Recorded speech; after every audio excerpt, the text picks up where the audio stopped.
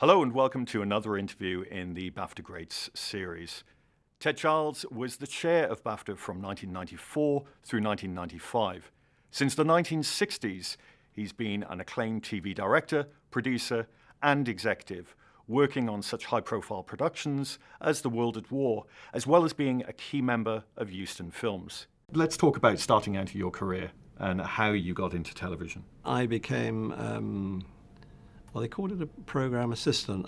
Normally now you call it a researcher, and I worked on various sort of not very elaborate or extensive factual programs.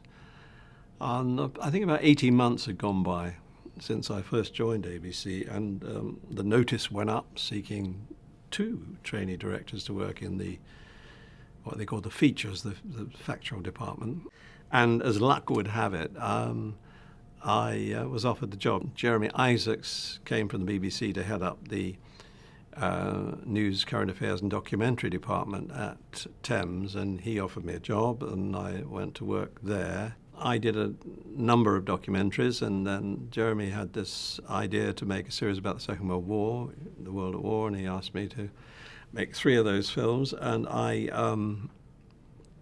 said okay, and I just finished the second of 3 when I got a surprising phone call from Lloyd Shirley, been my guide and mentor earlier on, and he said they were setting up a film company, Euston Films, to make films for television, and would I like to produce films for television? And I knew nothing about actors, script editing, any of those important aspects of that sort of work.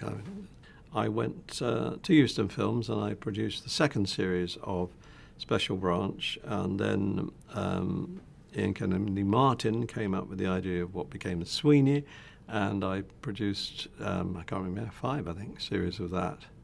And then after that I never went back to documentaries, really. But in itself, Euston Films, for many people, they have a very dear place for it. It was groundbreaking in that it really pushed the envelope in terms of what was represented with violence on television. Yeah, I mean, I used to get into arguments with people like Mary Whitehouse. Sweeney was perceived to be rather violent, but I always argue, well, it wasn't really. It was the fact that we made it on the film. I think we produced violent scenes much more believably and effectively. We were using stunt people from the film industry. Yeah, we were doing lots of car crashes and things, but we had to do it very cheaply. I mean, we made a 50, whatever it was in those days, was it 51 minute, I think? 51-minute episode every 10 days. And we were always, trying to keep a very cinematic value, if you tell them once, don't tell them again, whereas in television, I think British television, because it derived, studio television, because it derived largely from the theatre, and because, the nature of studio drama production was very much geared to those vast dreadnought cameras moving very slowly around sets, you did a lot of playing scenes with a lot of dialogue. And by the early 1980s, Euston Films really did have its its own image, its own brand.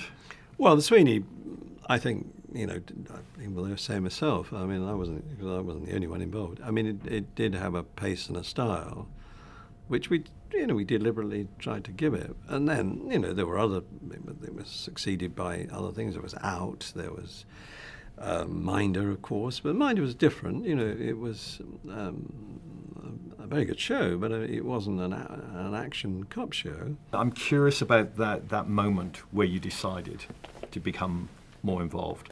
Was it because in BAFTA? Was it as a result of being a member for quite some time? Well, I enjoyed coming to BAFTA, and I met a lot of people, and some of them sadly are dead, but some of them are still friends of mine. It wasn't all selfless dedication to the cause or anything. We had a lot of laughs. But there is a sense that other people we've talked to talk about this landscape of a group of people who the baton seemed to be passed between from Lord Attenborough and Lord Putnam to Sir Sidney Samuelson, Richard Price, Eddie Well, Murtaugh. Sidney was there, of course, almost from the beginning, and ahead of David, really. He was and still is. I believe he's the only surviving member of that, foundation of people who got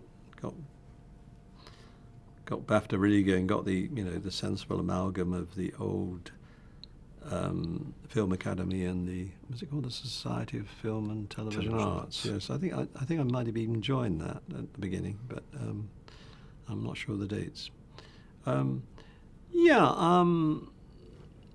The difficulty, I suppose, when I became involved, probably as the treasurer, but then certainly as the chairman.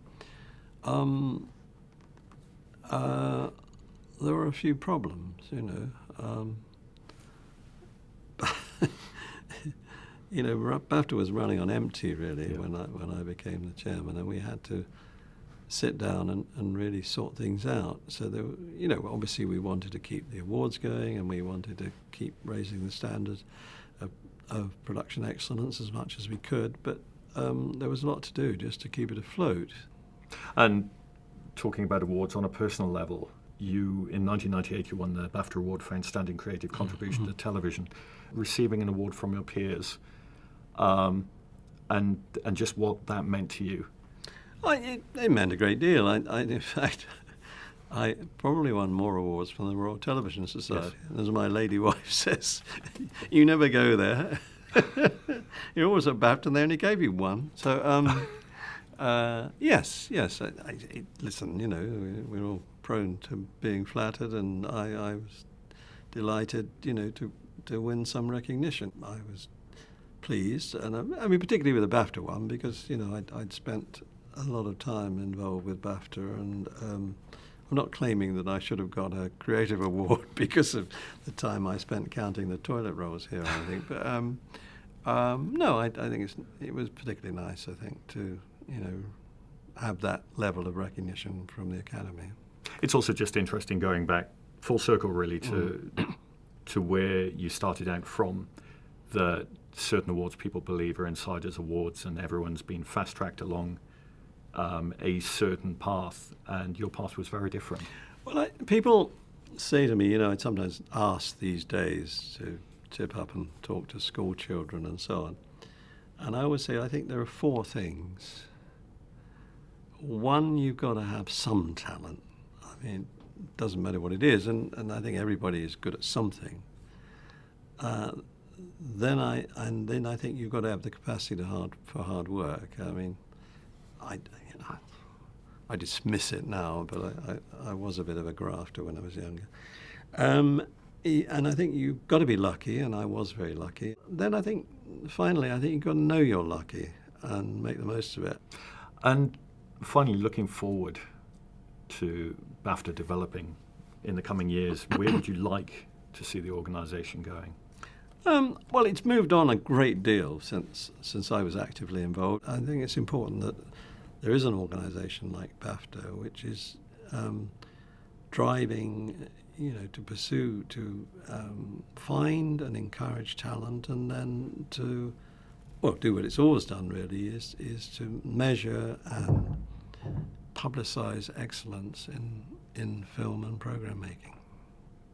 Thank you, Ted Charles. Okay.